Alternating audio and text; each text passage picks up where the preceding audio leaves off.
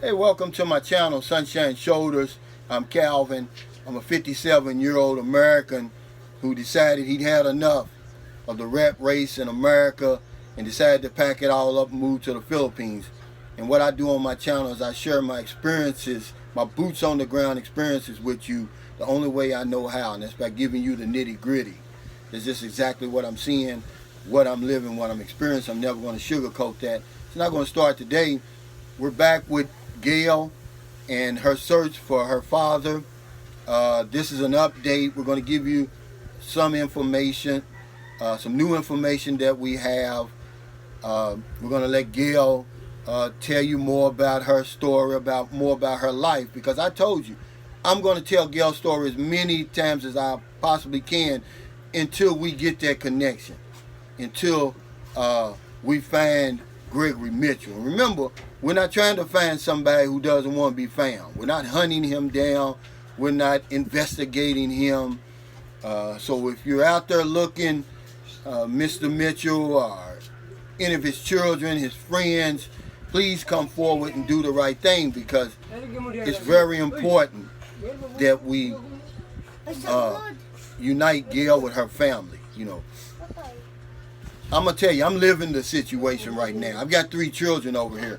I know how important I am. My part is to their life. They're Filipinos through and through. But they have to know about their American roots, their American side. And there's only certain questions that I can only answer. See, that's why I'm passionate about this. I'm passionate about helping Gail, because I'm living it, you know, right now. See, so if your mother's out there looking, Gail, you know, we need more information. If you can remember anything, ma'am, please come forward and help Gail, because it's very, very important. Now, what we did find out since the last time I interviewed Gail is Gregory Mitchell is 49 years old. The mother's 51. She said he's 2 years younger than her, so that's 49. So he's 49, 50. He was a part of the Air Force, so that must have been that Red Horse Squadron or whatever it was. He was in the Air Force for a fact. He does know about Gail.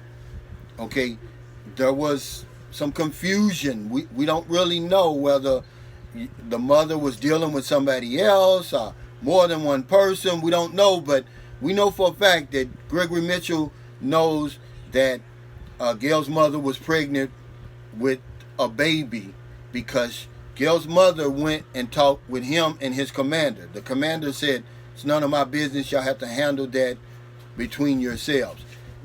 We also know that he's from New York, but we don't know. Is it New York City? Is it New York State? So that is where I am right now, okay, with the new information. I want to thank everybody who's been, you know, Googling and doing everything you possibly can to try to make this connection, because it's like finding a needle in 10,000 haystacks, guys. It's really a miracle. More of a miracle than right up the street here, baby Denise. It's more of a miracle than that, guys, because we're working with such very little information. But I'm not going to stop until that day comes when Gail is united with her father. And I'm going to go one step further. I'm going to tell you this. I'm going to pay for Gail's ticket to America, her and her daughter, when that happens. So Gregory Mitchell, you don't have to worry about coming out of your pocket, not for one dime. Anything that has to do with any fees over here, CRBA, anything to prove her American citizenship, we're going to put it on the shoulders of Sunshine Shoulders. We're going to handle that, sir. All you have to do is come forward and, you know, make your claim as her father, if in fact you are her father. Because I'm going to say this last thing, I'm going to turn it over to Gail. The mother said that this is who you look like. Said you and Gail have the same face. So thank you so much. Gail, I'm going to turn it over to you. I just want you to, you know, tell your story, how it's really like living here without a father, without knowing that side, your American side, and you know how hard it is to raise, being a single mother, living in the squatters area. So, you know, here's Gail. Yes. Hello everyone. First and foremost, I want to thank the people who lends help when my first video comes out. I can't mention you one by one, but I'm very much thankful of your help. And as of now, I had some information about my dad from the sister of my godmother. Auntie Ata said that I and my father really looks like, but it's very difficult for me to find him because of that such little information. And I do remember the last time, sir, in my college days, that I accompanied our neighbor in Cebu because she wants to go to a psychic or a quack doctor. Oh. She goes there and she wants me to accompany with her, so I accompanied her in the sidekick. And the sidekick said, before entering their house, the sidekick said that, "Oh, you're looking for someone." Then I said, "Huh? Why do you know that I'm looking for someone?" Then she said, "You already met, but you don't know really who he is or who she is." And that's the great clue, or that's a big clue on me, because because there's a one person that I'm looking for since birth. That's my dad, and that's a big deal, but I cannot recall it as of the moment, because I don't have really the straight and widened information so that I can find him. That's why when I grew up, then I started schooling, then as I graduated high school, I go to Cebu City. Then when I go to Cebu City, I didn't already enrolled in college because that time I doesn't have the sponsor to help me for my tuition. And then when one day I dreamed about my father. That's the very first thing that I go to my godmother's house and ask them for help, not for my tuition fee in college, but for me to find my dad. Then because I just want to study college, and my first course of choice is tourism. Yes, but I know that we can't afford tourism, so that's why my godmother offers me that if I study Bachelor of Elementary Education, she can afford to pay my tuition fee. So that's why I agreed with her. And when the time that I asked her about my dad, and my godmother said, "No, we will just try to pay your tuition fee, but I cannot give you the information about finding your dad." That's the very, very difficult thing, but it's a blessing for me because I do have the person that can pay my tuition fee in college, so that I can be enrolled in college. Yeah. Right. And enrolling in college is very difficult because there was a time that I don't have some allowance, but but I'm still lucky because I'm living with my uncle in Cebu City, and I can have food, I can have free shelter, free electricity, and free water.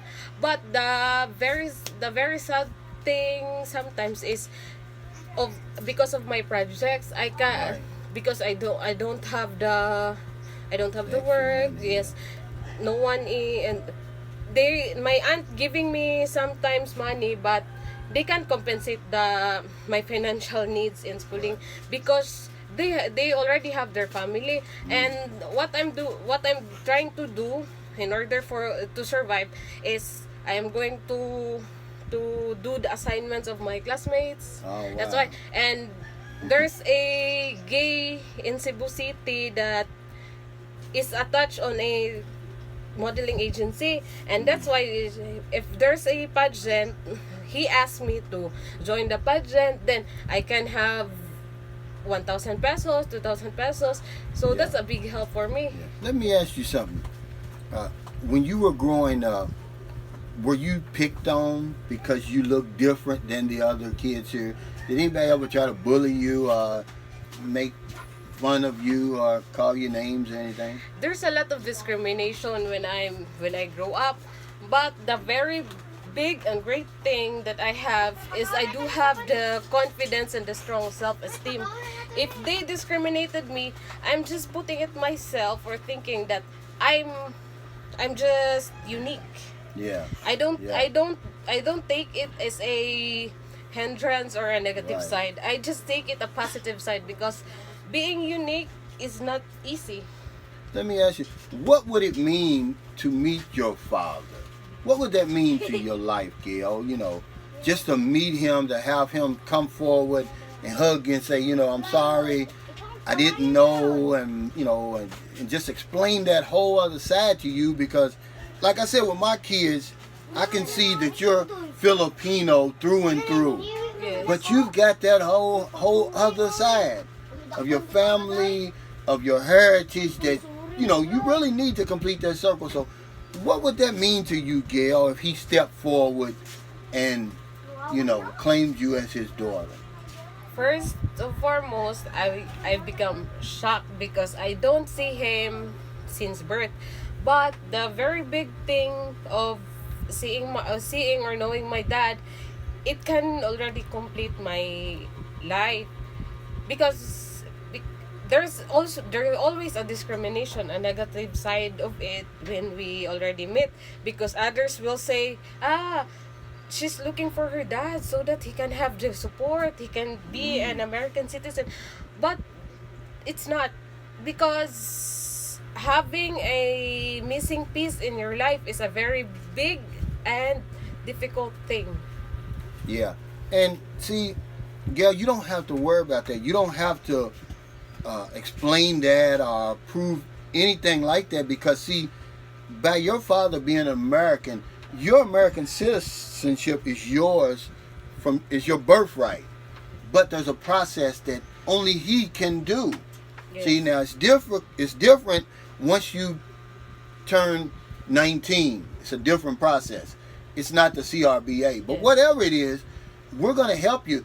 If he just comes forward, you know, if you do the DNA and find out that he's your father, he doesn't have to pay for anything. You know, we'll do everything, because Gail, just the few weeks that I've known you, you're deserving of a new life. See, this is what I'm telling you from a fact. You deserve more than, even though you're happy here in this squatters area, you deserve more. It wasn't your choice who your parents were. You know, you didn't ask for your parents, okay? It just so happened that he's an American. So you need all the rights, protections, and privileges of an American citizen. You don't have to make excuses for that, okay?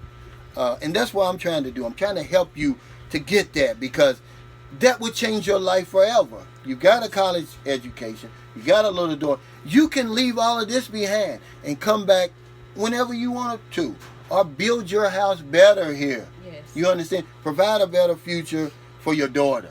See, we're not begging him for anything. We're just saying, hey, come forward, Yes. do the DNA. If you're the father, you know, I've got some questions for you. Yes. You understand? This is the very big thing that I want to have right now, because I'm going 30s. Then, as of the moment, I don't know my dad. That's the very difficult thing. Yeah, you don't know if you got sisters and brothers. Yes. You got your grandparents on his side. My You got uncles, aunties, my uncles. aunties. You got a whole other world over there that you deserve to know. Yes. You know, that's why it's important, everybody that's watching here. This isn't some kind of game. We're not doing this for views. You know, all we need is the right 1, 2, or 3 people to watch this video and step forward to help us. That's all we need. Yes. See, I'm just using my platform to help her. You know, she's got a whole other side of the family that she deserves to know.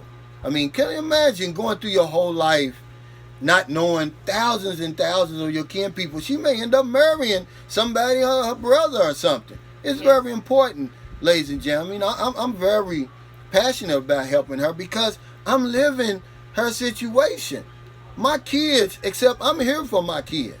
I know how important it is for them to grow up and be, like Gail said, unique here. Because I can only answer those questions that my 10-year-old son has, my 8-year-old son has, my 6-month-old daughter has. Yeah, the Filipino people love them to death, but guess what? They can't provide all the answers. Yes. I've got some answers for them, okay? Their questions, okay? So, please come forward. Please help us any way you possibly can. Is there anything else, Gail, you'd like to say before we end the interview? Mr. Gregory Mitchell, if you are worried that you are already married or you do have kids with other woman, I will not become a hindrance of your marriage. I just want to know you so that it could make me complete. And then I have a daughter, and we don't know if my daughter can have an American husband, and I don't know that it's her uncle or Right. it's your brother. That's my point. That's why I'm looking for you. Yeah. Well, thank you so much, Gail, for your time. Again, I'm going to tell Gail's story as much as I can until we find Mr. Gregory Mitchell, until we unite them and complete that circle. Because you see, she's a beautiful woman. She's intelligent. You know, thanks everybody for the help you've given Gail. She's made some repairs on her house. She's bought more inventory for her little food business that she lives on. Without that, there's nothing. There's no AFDC over here. There's no food stamps. All right? There's no stimulus checks over here, guys. She's doing it all by herself, you know. And all we're asking Gregory Mitchell to do, or someone in his family, is to step forward. She's self-sufficient already. Imagine putting her on American soil, what her life could be like, and the help she could provide for her Filipino side over here, guys. Think of it like that. She doesn't want anything from him. She's been doing it all by herself already. So thank you so much for stopping by today. We really, really appreciate it. Gail, I'm going to come back again, if not next Monday, the Monday after. Yes. And I'm going to tell your story as much as possible. If you're in America, you're already in the bed because it's late.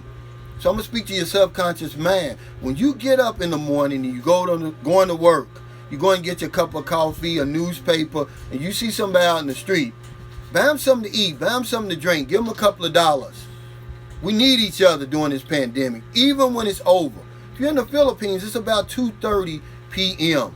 There's no excuse for you not to try to find somebody here to help. There's many, many people here that you can help. The pandemic has wiped out 10 million jobs here, closed businesses, put people out of work. It's very important that you find somebody to help. Because if I don't know anything else, I know this one thing for sure. When we help other people, we help ourselves. Take care, stay safe, stay COVID free, and I'll see you next time.